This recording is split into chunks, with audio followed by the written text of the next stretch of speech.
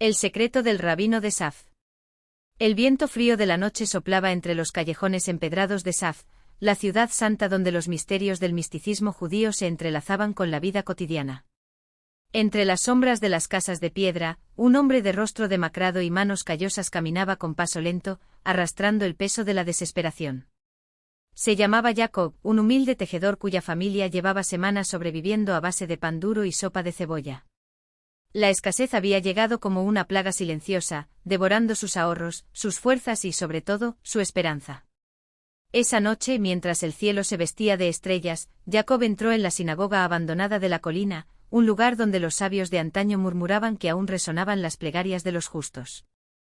No buscaba consuelo en las palabras vacías de los hombres, sino en algo más antiguo, algo que solo los que habían tocado el umbral de lo divino conocían. Se arrodilló frente al arca sagrada, donde los rollos de la Torá descansaban envueltos en su manto de terciopelo desgastado, y susurró con voz quebrada: Dios de Abraham, Isaac y Jacob, si existe misericordia en tu corazón, muéstrame el camino. Fue entonces cuando escuchó el crujido de la madera detrás de él. Al girarse vio a un anciano de barba plateada y ojos tan profundos que parecían contener siglos de secretos. Era el rabino Eliezer, un hombre del que se decía que había conversado con el profeta Elías en sueños y que conocía los nombres ocultos de los ángeles. ¿Buscas riqueza, Jacob ben Simón?, preguntó el rabino, aunque su tono no era de juicio, sino de quien ya conoce la respuesta. No, Rebbe, mintió Jacob por orgullo, bajando la cabeza. Solo busco alivio. El rabino sonrió como si hubiera escuchado esa misma mentira 1000 veces. La verdadera fortuna no llena bolsillos, sino el alma. Pero si es pan lo que necesitas, te daré algo más valioso que el oro. Sacó de su túnica un pergamino amarillento, tan frágil que parecía deshacerse al tacto. Esto es Tefilat Haoser, la oración de la abundancia. No es magia, hijo mío. Es un pacto. Jacob tomó el pergamino con manos temblorosas. Las letras hebreas trazadas con tinta negra y precisa, brillaban bajo la tenue luz de las velas como si estuvieran vivas. Baruch ata Adonai Eloheinu melech haolam, asher kitzanu bemitzvotahu betzivanu eleaviin et alev ladaatz chiao seruma aser sorasab beemuna. Bendito eres tú, Señor nuestro Dios, Rey del universo, que nos santificas con tus mandamientos y nos ordenas abrir el corazón para saber que la riqueza y la escasez tienen sus raíces en la fe. El rabino le explicó que debía recitarla al amanecer, con el corazón puro y las manos vacías, durante 7 días seguidos. Pero había una condición: no podía pedir nada para sí mismo en esos momentos. Cada palabra debía ser una ofrenda, un reconocimiento de que todo viene de arriba. ¿Y si no funciona?, preguntó Jacob, aunque sabía que esa duda ya era una traición. Entonces no era para ti, respondió el rabino, dándole la espalda y desapareciendo entre las sombras como si nunca hubiera estado allí. Los primeros días fueron una prueba. Jacob se levantaba antes del alba, lavaba sus manos ritualmente y recitaba la oración con voz insegura. Su esposa, Rachel, lo observaba en silencio, sin atreverse a preguntar. Los niños seguían quejándose de hambre. Pero en el 4.º día, algo cambió. Mientras Jacob caminaba hacia el mercado con el último trozo de pan para vender, un mercader extranjero lo detuvo. ¿Eres el tejedor que hace los mantos con el hilo de Jerusalén?, preguntó el hombre con un acento que delataba su origen babilonio. No, señor. Solo soy un humilde artesano, respondió Jacob confundido. Pues el rabino de Tiberíades me habló de un hombre en Saf cuya obra lleva la bendición de los antiguos. El mercader sacó una bolsa de monedas que tintinearon como música. Necesito 50 mantos para la próxima luna nueva. Si son tan buenos. Como dicen, habrá más. Jacob no podía creerlo. Aquellas monedas eran suficiente para comprar comida durante meses. Pero cuando llegó a casa, en lugar de gritar de alegría, se encerró en su taller y recitó la oración una vez más, esta vez con lágrimas en los ojos. Pasaron las semanas, y lo que comenzó como un encargo se convirtió en una corriente inagotable de clientes.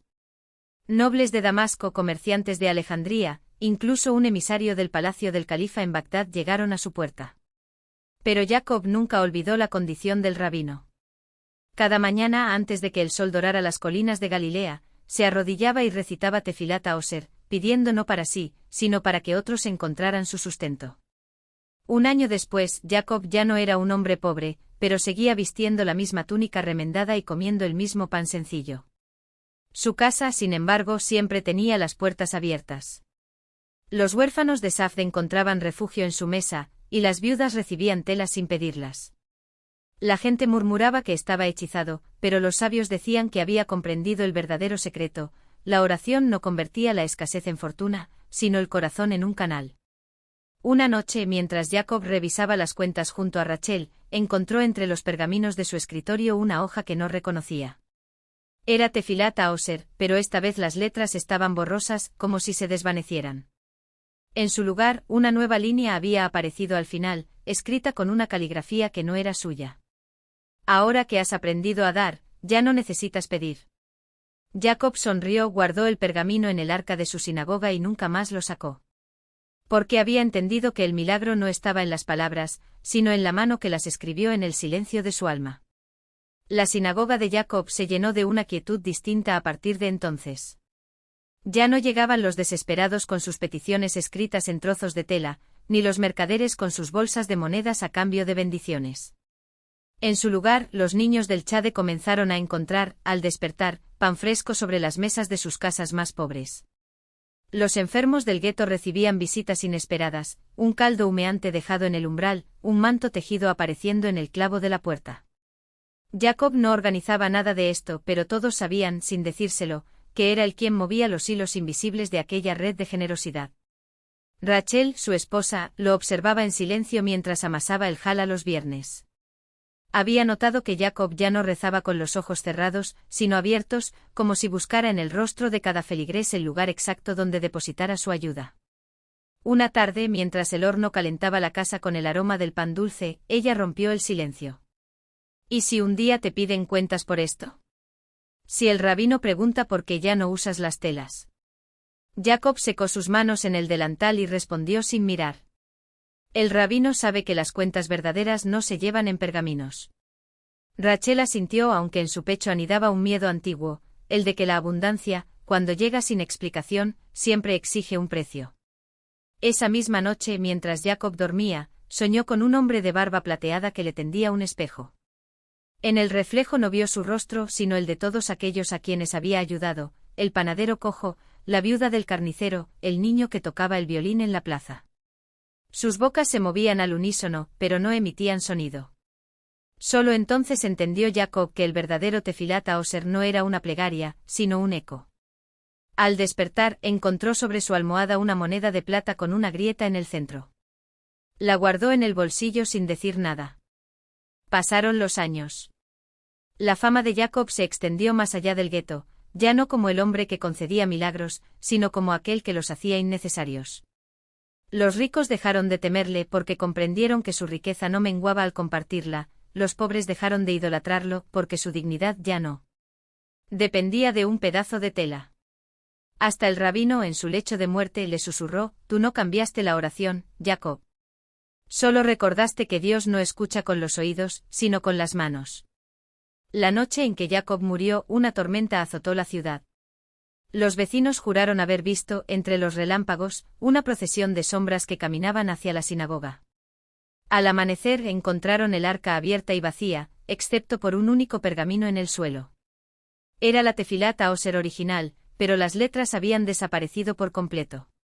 En su lugar, solo quedaba la huella de una mano impresionada en el papel, como si alguien hubiera apoyado la palma allí para levantarse. Rachel, ya anciana, tocó el pergamino con dedos temblorosos y sonrió. Sabía que Jacob no había necesitado palabras para su último viaje. Había partido como vivió, con las manos llenas y el corazón ligero, dejando atrás solo lo que no podía llevarse: el silencio fecundo de quienes, al fin, habían aprendido a dar sin pedir.